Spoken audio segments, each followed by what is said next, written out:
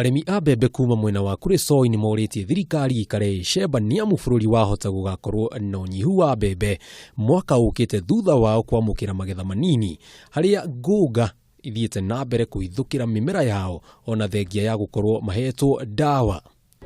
Ningeuliza serikali kama ingeweza kabisa kutusaidia na dawa ambazo zinaweza kumaliza hawa wadudu.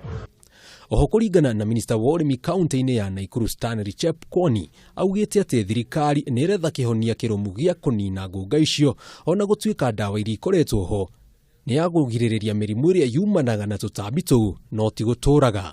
Naona imetuletea hasara hasa pande wa Ronkai na hizo sehemu zingine iko kavu kidogo, na unajua mvua ilichelewa, jua ikacha na tena mwishowe frost na mambo ya hizi viwaze. Handũ-inĩ ha Kameme TV wonjoria njĩtagwo njenga wa wambui.